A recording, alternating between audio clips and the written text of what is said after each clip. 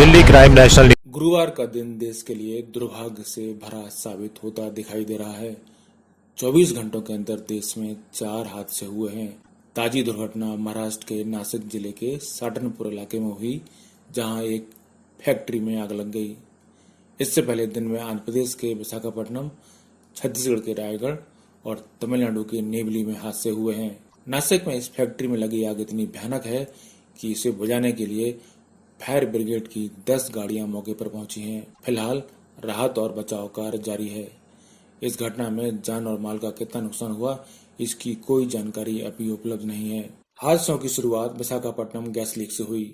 गुरुवार तड़के आंध्र प्रदेश के विशाखापट्टनम के पास एक केमिकल फैक्ट्री में गैस रिसाव होने के बाद वहां 11 लोगों की मौत हो गई और करीब 1000 लोग गंभीर रूप से बीमार हो गए। इसके बाद छत्तीसगढ़ के रायगढ़ में एक पेपर मिल में गैस लीक के चलते मजदूरों के बीमार होने के बाद उन्हें अस्पताल में भर्ती कराया गया। इनमें 3 की हालत गंभीर बनी हुई है।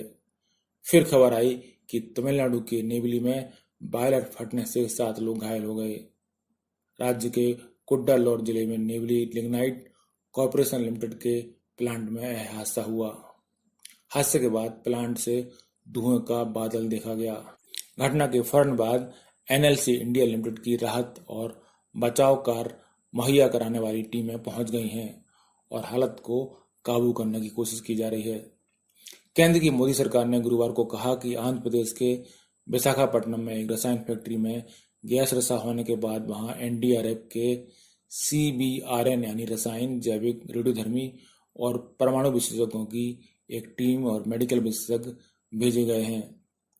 गैस रिसाव की इस घटना में 11 लोगों की मौत हो गई है, जबकि 1000 से अधिक लोग प्रभावित हैं। विशाखापट्टनम में हुई इस घटना के बाद पता चला है कि जिस कंटेनर में स्टायरीन को स्टोर किया जाता था वह पुराना हो चुका था और उसका रखरखाव भी ठीक ढंग से नहीं किया गया था। सही समय पर मरम्मत न होने की वजह से 3 टन स्टायरीन लीक हो गई और लोग इसका शिकार बन गए। इस बात की जानकारी CSE यानी centre for science and environment ने दी। CSE ने यह भी कहा कि स्टायरीन को सही तापमान में संरक्षित नहीं किया गया था, जिसकी वजह से दिक्कत हुई। इस घटना में कंपनी की लापरवाही सामने आई है। साथ ही कंपनी के खिलाफ केस भी दर्ज कर लिया गया है।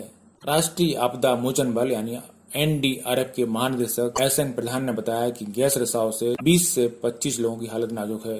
फैक्ट्री के आसपास के इलाकों में रह रहे करीब 1000 लोग गैस रिसाव से प्रभावित हुए हैं।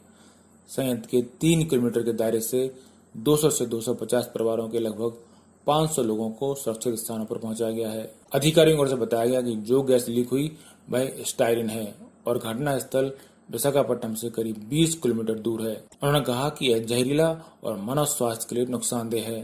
लीक हुई स्टायरीन गैस एक ऑर्गेनिक कंपाउंड है। यह एक सिंथेटिक केमिकल है जो रंगहीन लिक्विड के रूप में दिखता है। हालांकि काफी समय तक इस गैस को रखा जाए तो यह हल्के पीले रंग की दिखती है।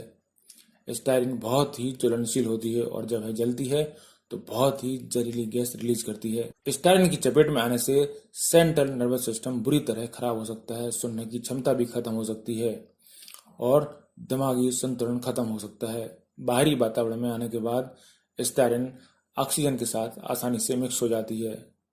नतीजतन हवा में कार्बन मोनोऑक्साइड की मात्रा बढ़ने लगती है।